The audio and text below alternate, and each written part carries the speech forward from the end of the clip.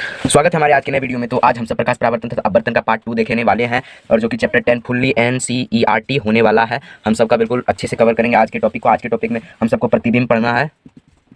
प्रतिबिंब, वास्तविक प्रतिबिंब, काल्पनिक प्रतिबिंब और गोलीय दर्पण से संबंधित विभिन्न पद देखेंगे और उन सबके बारे में डिटेल से जानने की कोशिश करेंगे। और अगर आप सब चैनल पर नए आए हैं तो चैनल को सब्सक्राइब करके बेल आइकन प्रेस कर दिए ताकि इस तरह के इंटरेस्टिंग वीडियो और नॉलेजेबल वीडियो आप सबको मिलते रहे हमारे चैनल पर। तो चलिए यहाँ पर अब हम सब देखते हैं, अलग अंदाज में बिल्कुल शेयर करा देंगे आपको प्रकाश का कैसे क्या होता है, एक एक पॉइंट आप सब जान जाइएगा। चलिए वीडियो स्टार्ट करते हैं। तो चलिए देखते हैं हम सबसे पहले क्या है प्रतिबिंब। प्रतिबिंब के बारे में देखते हैं क्या है इसका मतलब। तो प्रकाश दर्पण से परावर्तन के बाद जिस बिंदु से आती प्रतीत होती है उसे प्रतिबिंब कहते हैं। यानी कि प्रकाश जब किसी समतल दर्पण या फिर कोई भी दर्पण पर जाती है और जब आती है तो वहाँ पर कुछ बनता होगा तो उसको ही प्रतिबिंब कहते हैं। यानी प्रकाश दर्पण से जब परावर्तन के बाद यानी कि परावर्तन के बाद जो जिस बिंदु से आती प्रतीत होती है या आती होती है उसे प्रतिबिंब कहते हैं। आप सब इसको समझ गए होंगे। तो चलिए आगे देखते हैं। ये दो प्रकार के होते हैं प्रतिबिंब, दो प्रकार के होते हैं। पहला वास्तविक प्रतिबिंब, दूसरा काल्पनिक प्रतिबिंब। ठीक है, तो अगर हम वास्तविक प्रतिबिंब और काल्पनिक प्रतिबिंब, चलिए इन दोनों के बारे में हम जानते हैं। वास्तविक प्रतिबिंब किसको कहेंगे हम सब?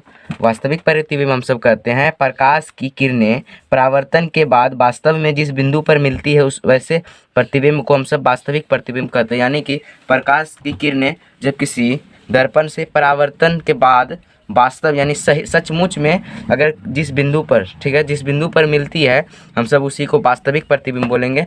और काल्पनिक प्रतिबिंब में क्या होता है, वो मिलती तो है लेकिन वो सचमुच में नहीं मिलती है बल्कि मिलता हुआ प्रतीत होता है। चलिए देखते हैं इसको भी हम सब। इसमें है प्रकाश परावर्तन के बाद जिस बिंदु पर आती प्रतीत होती है वैसे प्रतिबिंब को काल्पनिक प्रतिबिंब कहते हैं। यहाँ पर गलत है, वैसे प्रतिबिंब को काल्पनिक प्रतिबिंब कहते हैं। इसमें यानी कि प्रतीत होता है, सही में नहीं मिलता। और ऊपर वास्तविक प्रतिबिंब में वास्तविक मतलब कि सचमुच में मिल रहा है। काल्पनिक मतलब प्रतीत होता है यानी कि हम सब मान लेते हैं कि हाँ ये है वहाँ पर। चलिए आगे देखते हैं। आई होप कि यहाँ तक आप सबको काल्पनिक प्रतिबिंब और वास्तविक प्रतिबिंब समझ में आ गया। अगर नहीं तो फिर से एक बार देख लेते हैं इसको। प्रतिबिंब किसको कहते हैं?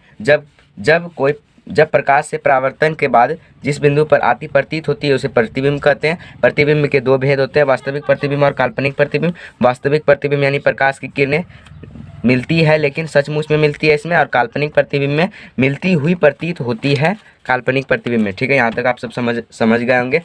आगे देखते हैं। एक बात आप सबको बता दें कि काल्पनिक प्रतिबिंब जो होती है ये हमेशा सीधा होता है। काल्पनिक प्रतिबिंब कैसा होता है? हमेशा सीधा होता है। और अब देखते हैं हम सब समतल दर्पण के बारे में देखेंगे। समतल दर्पण द्वारा बने प्रतिबिंब की विशेषता जानने की कोशिश करते हैं। अब हम सब समतल दर्पण में जो प्रतिबिंब यानी कि हम सब का चेहरा या फिर कोई भी वस्तु का जो फोटो बनता है समतल दर्पण पर, हम सब उसकी विशेषता जानने वाले हैं। आज क्या होगा, कैसा होता है वो आज। ठीक है, एक नंबर में इसकी विशेषता है प्रतिबिंब दर्पण के पीछे बनता है। ठीक है, यानी कि दर्पण के पीछे बनता है, आगे नहीं बनता है। दूसरा नंबर में प्रतिबिंब का आकार बराबर होता है, यानी कि जितना ऑब्जेक्ट रहेगा उतना ही साइज प्रतिबिंब का भी होगा। तीसरा नंबर में समतल दर्पण की विशेषता है प्रतिबिंब वस्तु की अपेक्षा सीधा बनता है, यानी समतल दर्पण में प्रतिबिंब सीधा बनता है। ठीक है, चौथा नंबर में प्रतिबिंब पार्श्विक रूप से उल्टा बनता है, यानी कि प्रतिबिंब ऐसे तो देखने से लगता है सीधा बनता है लेकिन पार्श्विक रूप जो होता है उससे वो उल्टा बनता है। यानी जैसे कि हम सब दायां हाथ उठाते हैं, सामने वाले को लगता है कि बायां हाथ उठ रहा है, ऐसा प्रतीत होता है, यानी कि पार्श्विक रूप से उल्टा भी बनता है। अब पाँचवा नंबर देखते हैं। प्रतिबिंब आभासी होता है।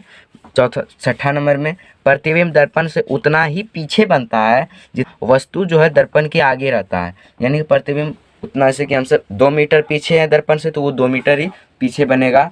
ये होता है समतल दर्पण में प्रतिबिंब की विशेषता, यही सब है। चलिए अब हम सब गोलीय दर्पण की तरफ बढ़ते हैं और इसको भी समझने का कोशिश करते हैं। ये देखिए यहाँ पर ये गोलीय दर्पण से संबंधित विभिन्न पद हम सब देखने का कोशिश करते हैं। ये गोलीय दर्पण है। अगर गोलीय दर्पण को हम सब ऐसे करके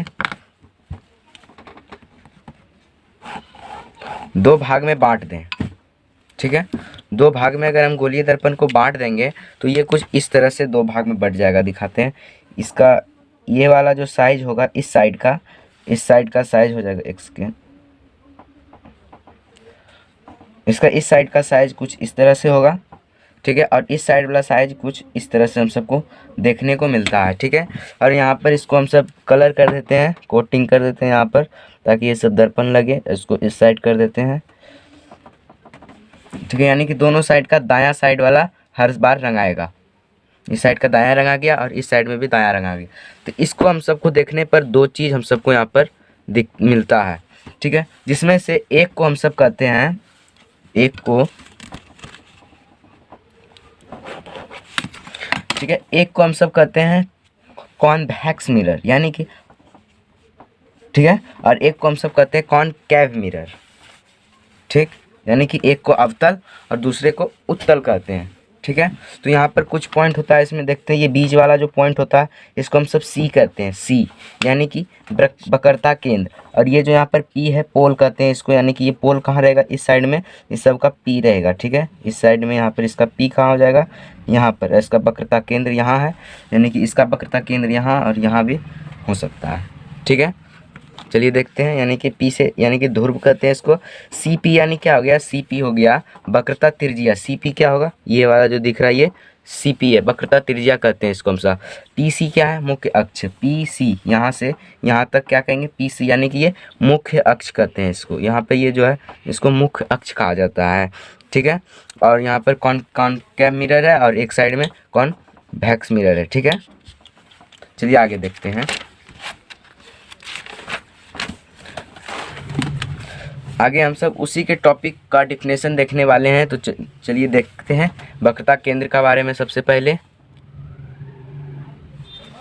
हाँ, वक्रता केंद्र गोलीय दर्पण जिस गोले का भाग होता है, गोले के केंद्र को दर्पण का वक्रता केंद्र कहते हैं। यानी कि गोलीय दर्पण जो है, गोलीय दर्पण जिस गोले का भाग होता है, गोले के केंद्र को दर्पण का वक्रता केंद्र कहते हैं। जैसे कि ये गोलीय दर्पण है और ये भाग जो है इसका है, तो इसके केंद्र को वक्रता केंद्र कहेंगे, ठीक है। यहाँ पर आप सबको समझा दिए फिगर में।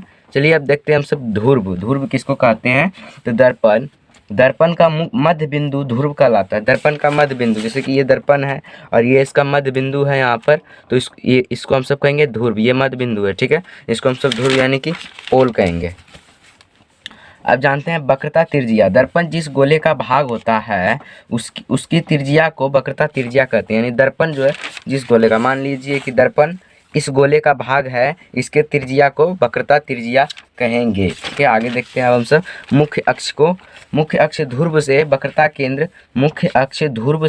केंद्र को मिलाने वाली सरल रेखा को मुख्य अक्ष कहते हैं। यानी कि जैसे कि ये दर्पण है, गोलीय दर्पण, और ये है, तो इसमें जो ऐसे करके जो बना है, तो यहाँ पर इसी को कहेंगे हम सब मुख्य अक्ष। ये वाला मुख्य अक्ष हो गया, यानी कि वो मिलाने का काम कर रहा है, तो इसको हम सब मुख्य अक्ष कहेंगे। चलिए देखते हैं अब गोलीय दर्पण किसको कहते हैं, तो जिसकी परावर्तक सतह खोखले का भाग होता है उसे गोलीय दर्पण कहते हैं, ठीक है। मतलब गोलीय दर्पण जो रहेगा वो पूरी तरह से खोखला रहेगा अंदर से, और इस साइड कलाई किया होगा और इस साइड यानी कि कोटिंग यानी रंगा हुआ होगा।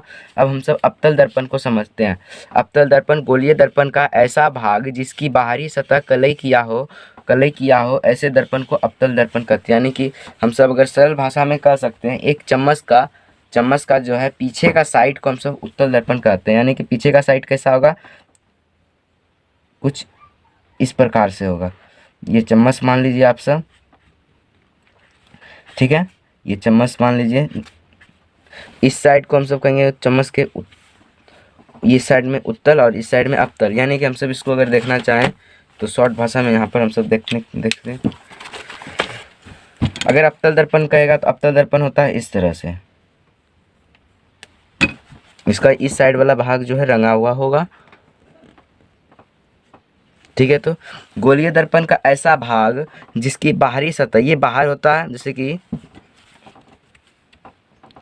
ये पूरा गोल है, ये पूरा जैसे कि ये पूरा गोल है, तो इसका इस साइड वाला यानी कि ये बाहर से रंगा हुआ है, यानी कि ये अवतल है। अगर अंदर की तरफ रंगा हुआ है तो इसको उत्तल बोलेंगे, ठीक है ना। तो यहीं पर इसको हम सब समझा रहे थे यहाँ पे गोलीय दर्पण पे। गोलीय दर्पण का ऐसा भाग जिसका बाहरी सतह यानी कि इसमें बाहर से रंगा हुआ, अगर इसको पूरा करिएगा तो ये कुछ इस तरह से पूरा होगा और इसका इधर रंगा होता तो ये उत्तल होता और इधर है तो ये अवतल हो गया।